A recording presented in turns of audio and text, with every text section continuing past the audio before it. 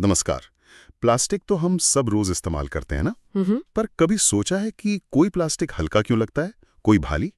एक जैसे दिखने वाले डिब्बों में भी फर्क महसूस होता है। हाँ बिल्कुल। और इसका जो राज है वो अक्सर प्लास्टिक के दो खास गुणों में छिपा होता है। स्पेसिफिक ग्रेविटी मतलब विशिष्ट गुरुत्व, और डेंसिटी यानी घनत्व। तो आज हम इन्हीं पर थोड़ी गहराई से बात करेंगे। हमारे पास ASTM D792 और IS 13360 जैसे स्टैंडर्ड्स की जानकारी है। जी, और ये समझना इसलिए ज़रूरी है क्योंकि ये गुण प्लास्टिक की क्वालिटी, उसकी बनावट, वो कैसा परफॉर्म करेगा, ये सब बताते हैं। मकसद यही है कि समझें कि इन्हें मापते कैसे हैं। अलग अलग तरह के प्लास्टिक के लिए, जैसे शीट हो, रॉड हो या पाउडर फॉर्म में हो। बिल्कुल। तो चलो शुरू करते हैं।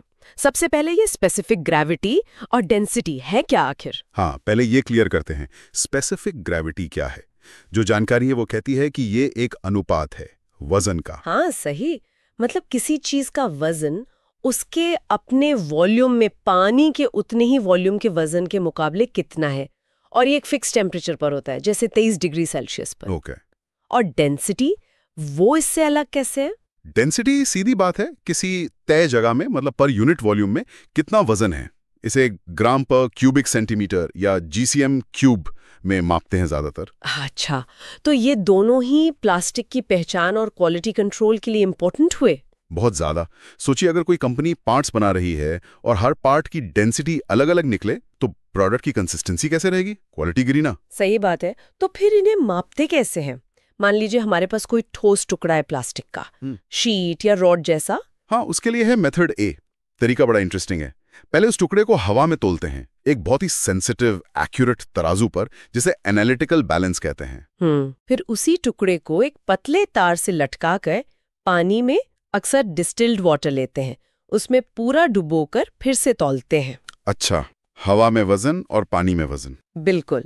और इन दोनों वजनों के फर्क से ही स्पेसिफिक ग्रेविटी या डेंसिटी कैलकुलेट होती है। लेकिन अगर प्लास्टिक हल्का हो, पानी से भी हल्का, वो तो डूबेगा नहीं, तैरेगा। हाँ, अच्छा सवाल है। उसके लिए एक सिंकर का इस्तेमाल करते हैं, मतलब एक छोटा सा भारी वजन जो उस हल्के प्लास्टिक सैंपल को पानी के नीचे रखने में मदद करता है। कैलकुलेशन में फिर उस सिंकर के वजन को एडजस्ट करना पड़ता है। ओके, समझ गया। ये तो हुआ ठोस चीजों का। पर अगर प्लास्टिक पाउडर फॉर्म में हो या छोटे छोटे दानों पैलेट्स के रूप में, उसमें तो हवा फंसी होगी बीच में। बिल्कुल। उसके लिए है मेथड B। इसमें एक स्पेशल बॉटल यूज होती है, पाइक्नोमीटर कहते हैं। इसका वॉल्यूम एकदम सटीक पता होता है। पाइक्नोमीटर, ठीक है। तो पहले खाली पाइक्नोमीटर का वजन लेते हैं, फिर उसमें पानी भरकर वजन लेते हैं, और फिर उसमें सैंपल यानी वो पाउडर और पानी डालकर वजन लेते हैं। अच्छा। और जो हवा फंसी होती है ना दानों के बीच, उसे निकालने के लिए वैक्यूम पंप का इस्तेमाल करते हैं। और सैंपल सूखा रहे इसके लिए डेसिकेटर भी चाहिए होता है। ये थोड़ा पेचीदा है मेथड A से। लग तो हमारे पर जरूरी है पाउडर वगैरह के लिए। इनके अलावा भी कोई और तरीका है, जैसे बहुत ही ज्यादा एक्यूरेट माप चाहिए हो तो? हाँ, एक मेथड C भी है, जिसे डेंसिटी ग्रेडियंट कॉलम कहते हैं। ये काफी सटीक होता है।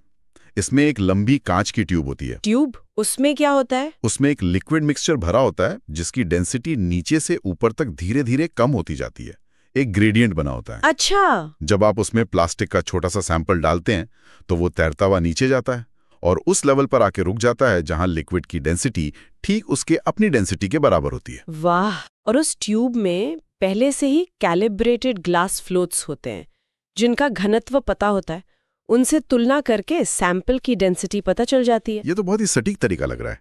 अच्छा, एक और टर्म सुना है मैंने, बल्क डेंसिटी या अपैरेंट डेंसिटी। ये क्या चीज है? हाँ, बल्क डेंसिटी थोड़ी अलग चीज है। ये स्पेसिफिक ग्रेविटी या ट्रू डेंसिटी से अलग है। ये पाउडर या दानों के ढेर की डेंसिटी है, जिसमें दानों के बीच की खाली जगह, मतलब वॉइड्स, वो भी शामिल होती है। मतलब ये मटेरियल कितना फ्लफी है ये बताता है। बिल्कुल, कितना ढीला ढाला है पाउडर।